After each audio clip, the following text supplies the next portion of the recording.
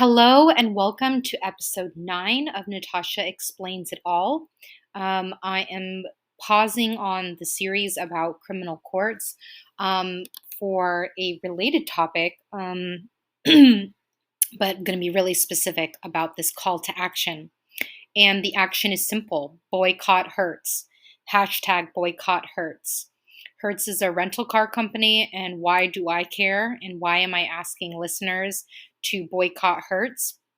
Well, because Hertz, for years, has been filing false police reports, falsely alleging that its vehicles have been stolen, resulting in customers being arrested, having criminal charges brought against them, going to jail, losing their jobs, losing custody of their kids, even having miscarriages, all kinds of health problems, all kinds of problems that all resulted from a corporation misusing its power, filing false police reports that have resulted in at least hundreds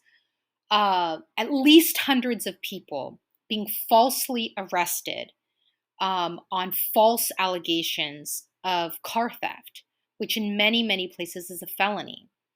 This irresponsible behavior by a corporation, particularly in a market where, in the car rental area, where there are plenty of other options, there are plenty of other companies that you can use, um, is how we hold this corporation accountable. Corporations don't do anything until it hurts their bottom line, being realistic.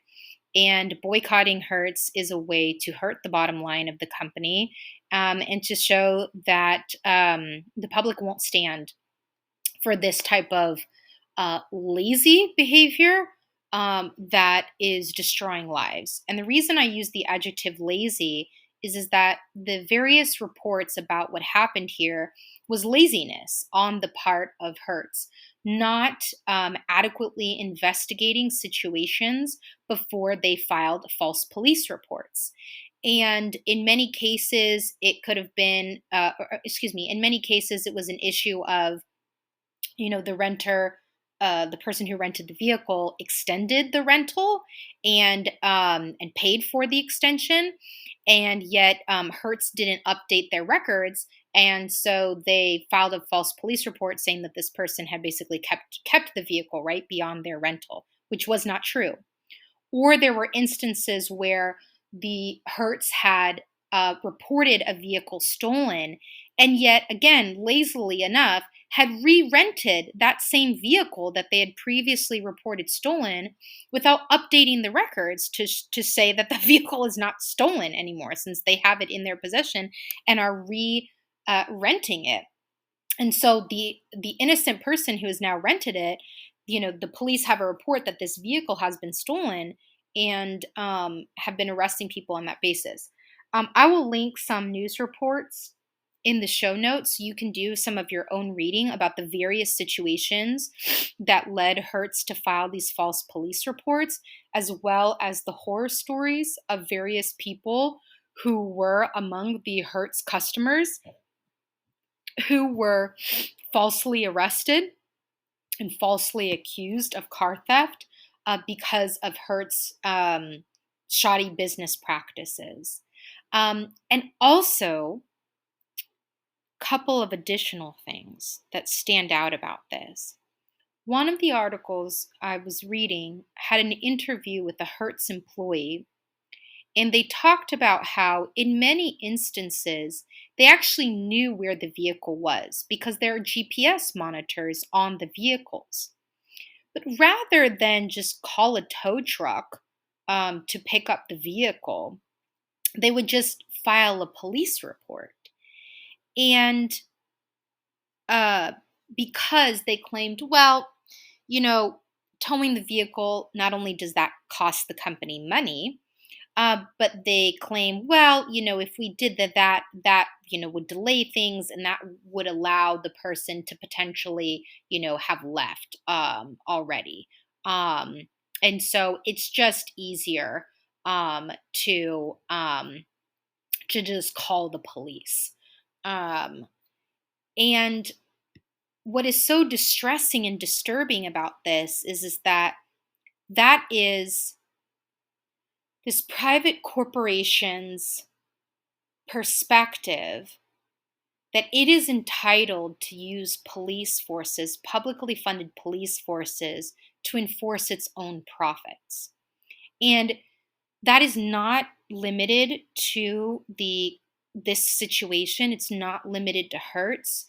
Can go into other episodes about other instances of private corporations using the police to enforce their profits. And creating debtors' prisons as a result, even though, again, all of these were false police reports. These vehicles were not actually stolen.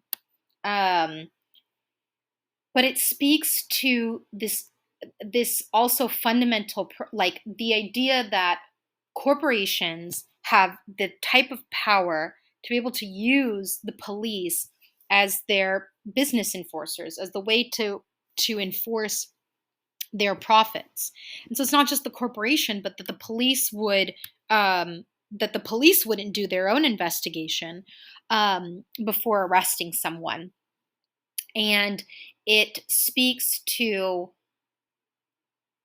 the fundamental purpose of policing in the United States. Among its purposes is the enforcement of profit, is the protection of capitalism, it's the protection of property. So it's more important for these in these many, many hundreds of instances that the police enforce the property, the ownership, like the property interests of this private corporation over the liberty interests of individuals. And again, I've talked about in prior episodes how policing grew out of the abolition of slavery. The first forms of formalized police in the United States were slave catchers, were groups of white people, white men, who were tasked with finding and kidnapping and returning enslaved peoples who had run away. And when slavery was abolished, these slave catchers formalized into the modern policing system. And under the slavery system, right, enslaved peoples were property. The purpose of slave catchers was to enforce the property rights of slave owners. In the same way, modern policing forces also see as their priority the enforcement of the property rights of certain populations and not the liberty rights of all. And this example of Hertz is a particularly egregious example of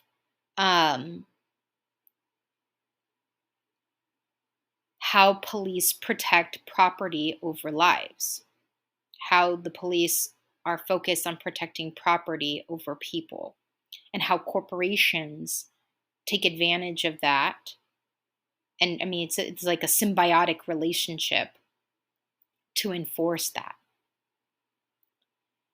And also, a lot of the stories I read about how people, had contact with the police that, triggered all of this, because Hertz would file false police reports claiming that vehicles were stolen when they were not. And then that doesn't necessarily alone trigger the police to go and arrest someone. That police report can then turn into a warrant issued by a court that is within the police database. And so what do police do? Police stop people because police are on the road. Police are in charge of traffic enforcement throughout the country. And police are allowed to pull people over for any reason. I mean, they would say that they always have a reason, but that's just not how it works. That's why they're called pretextual stops. They can stop anybody for anything and truly make up whatever reason for stopping them. And if you think that's cynical, it's just the truth, unfortunately. And we can get into pretext stops more in another episode. But I know it's been in the news a lot recently because of the latest death, the latest uh, murders that have happened as a result of traffic stops.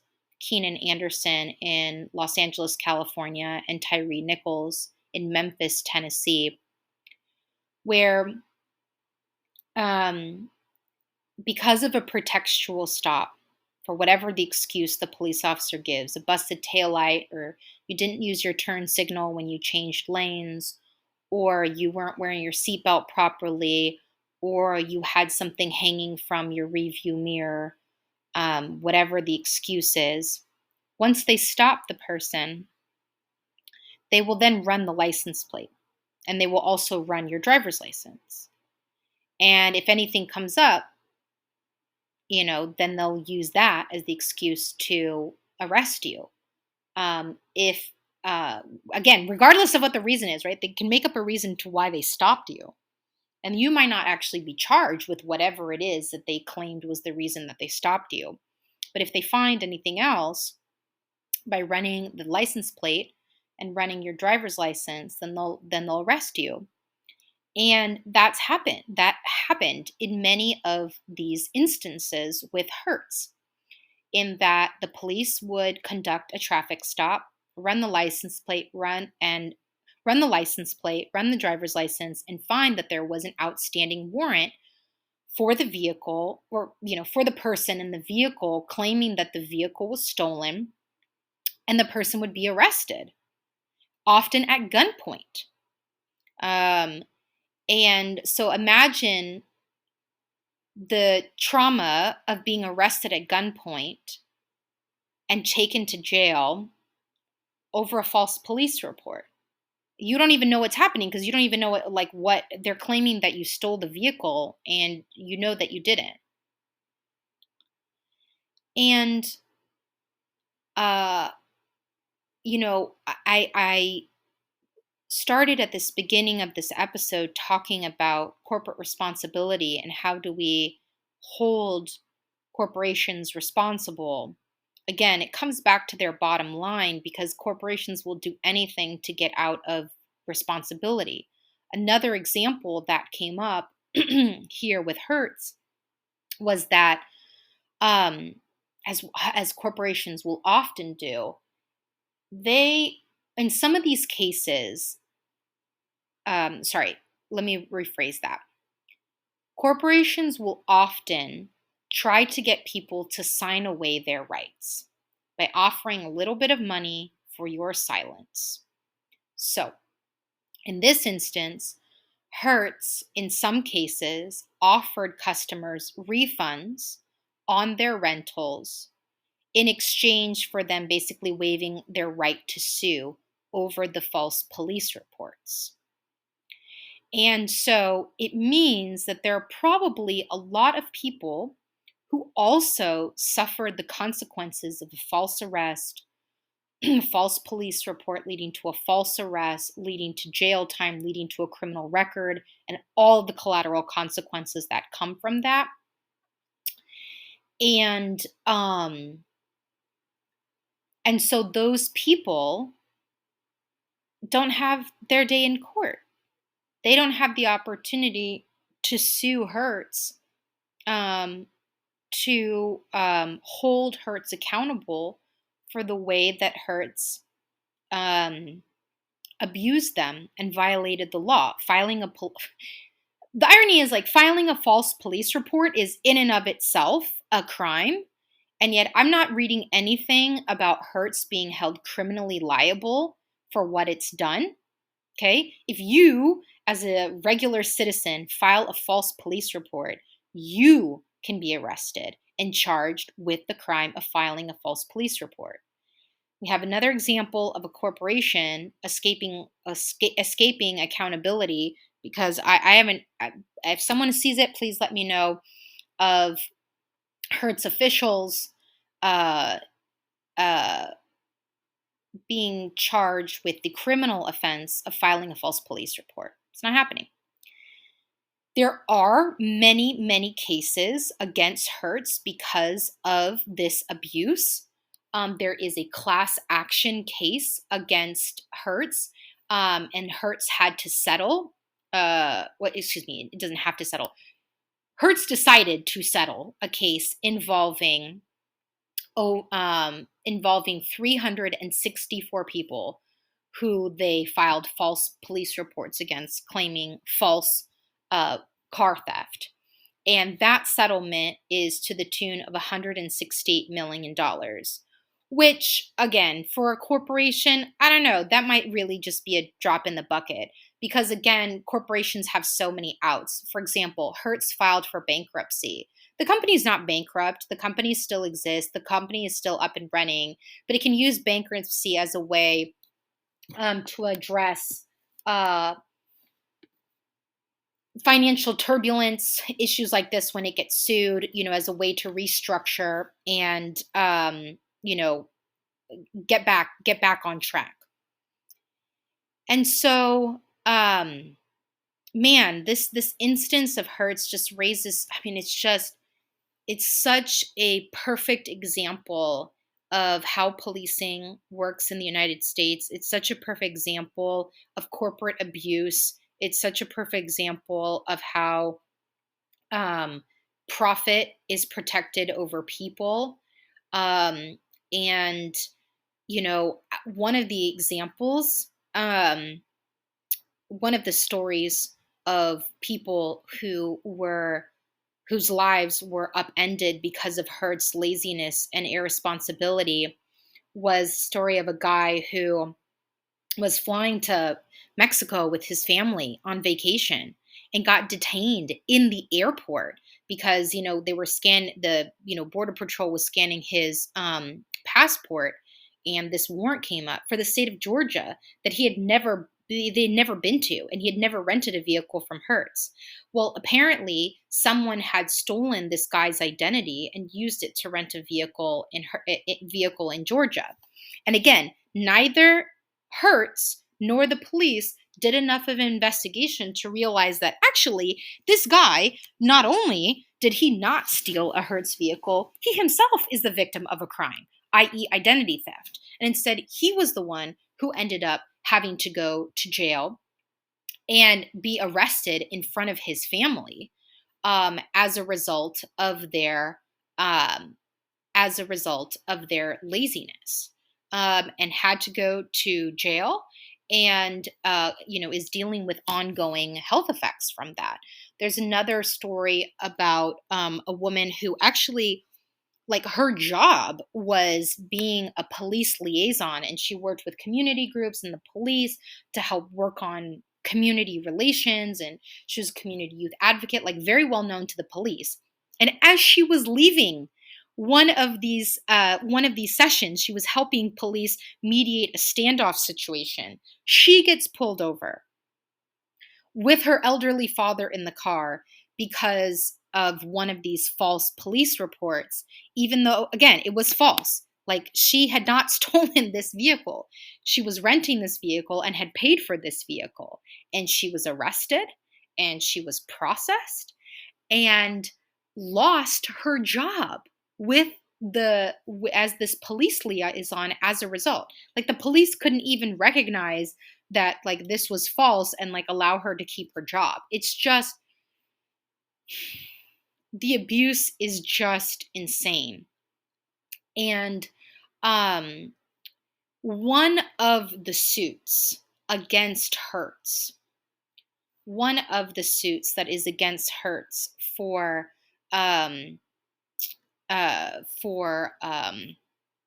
filing these false police reports against people, the statistic that the lead attorney in that case, the plaintiffs, the lawyer who brought the case, one of the statistics that he shared was that about 85% of those Hertz customers who were wrongfully arrested were Black.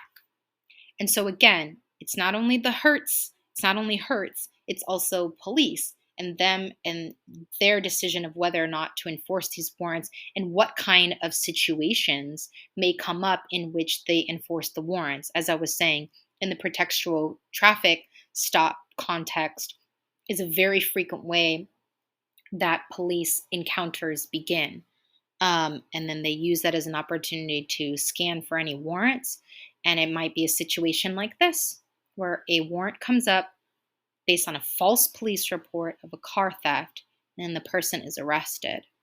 And so this is actually a concrete way, if you are looking for a way to support the Black Lives Matter movement, if you are looking for a way to honor the killing of Tyree Nichols and the killing of so many other Black people by police on the basis of these pretextual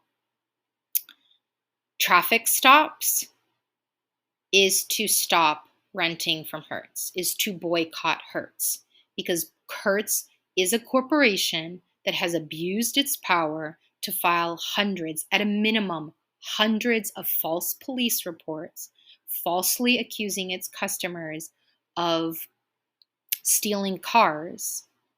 And as a result, it has resulted in hundreds of people having interactions with police, resulting in them getting arrested, resulting in them getting jailed, resulting in them having criminal cases, resulting in them having multiple health, mental health, physical health problems, losing their jobs. And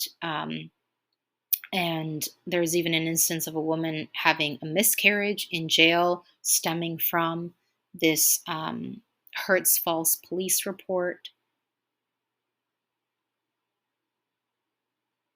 It's just, I don't know, this whole Hertz thing is just so egregious to me.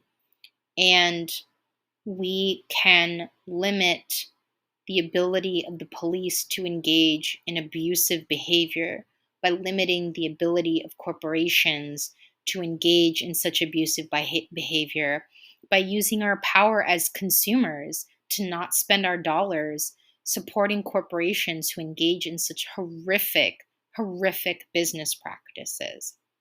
And apparently this has been going on since 2015. Okay, so this is not new. It's not like there was just like this one rando employee who just went off. No, this was happening across the country, and this was happening in such a way to destroy a lot of people's lives. And I want to go back to the pretextual traffic stop issue, because I think I may have not explained this super well. Remember the statistics I was saying, that for this class action case against Hertz for these false police reports, 85% of those who were wrongfully arrested were Black. Why? Why is that statistic that? I don't know if the actual statistic of all the people that Hertz filed false police reports against shakes out that way, that 85% of those people were Black, because Hertz claims that it doesn't track that information. It doesn't track that type of demographic information from its customers. However, in terms of who among those that Hertz filed a false police report against ended up getting arrested, right? 85% are Black. And that is because of how police operate and their decision about who they enforce the law against. And police, the data is very, very clear on this. Police target Black people in all settings, including for traffic enforcement, because traffic enforcement is one of their principal ways that they can easily detain somebody. As I said, they can use any pretext to stop a vehicle, and they disproportionately stop Black people. And therefore, that gave them more of an opportunity to arrest Hertz customers who were Black, who had these false police reports filed against them. Again, and it's not everybody. Like I gave the example of this like guy who was arrested at the airport trying to go on vacation. Like he was a white guy. There's many people of different races who are also caught by Hertz's abuse of the system.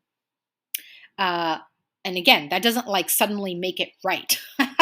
Like the point is that this type of abuse harms everybody, and it shouldn't exist. We shouldn't allow corporations to enforce their profits and their property interests by using the police.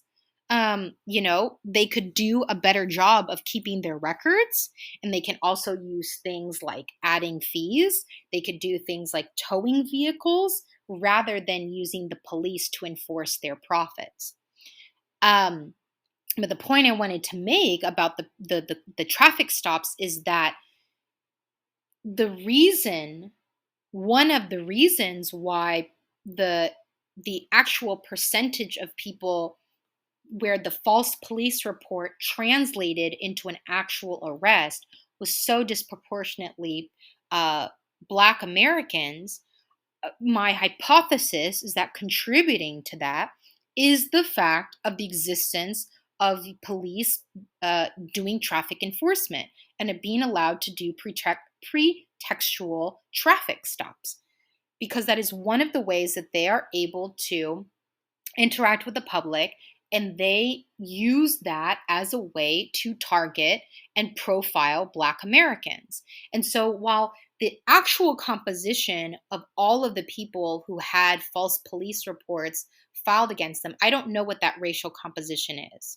But in terms of those who actually got arrested, it being 85% Black, well, again, particularly because we're talking about cars, right, and car theft, I would posit that the reason that the percentage of people who were wrongly arrested was so highly Black is because of police profiling of Black people, and they being allowed to engage in pretextual stops. And I can get into it in another episode about, there's a Supreme Court case. The name is escaping me at the moment. I'll try to add it to the show notes or do a separate episode on it. That is about pretextual stops. That like basically the Supreme Court said that like, well, we can't question the motivations of a police officer in every instance, and so like it's okay if he uses a pretext to stop somebody, even if it was just pretextual. It's not actually like there was actually no law violation, or if actually the reason why the officer wanted to stop the vehicle was because there was a Black person in there, or whatever.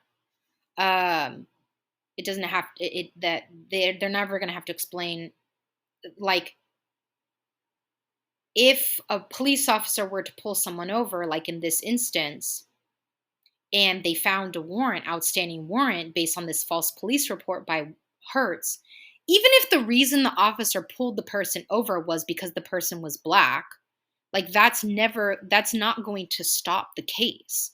That warrant is going to supersede that, and the person is going to get arrested based on that warrant, even if the stop was based on a racist pretext. Anyway, I feel like that was a lot, but hashtag boycott Hertz. Hold this corporation responsible for its abuse of power.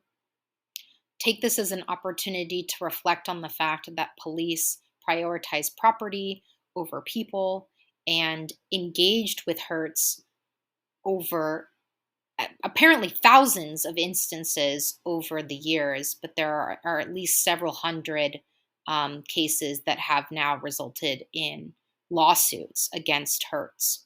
So be a wise consumer, use your dollar, vote with your dollar, and please vote with your dollar by not spending that at Hertz. Hashtag boycott Hertz.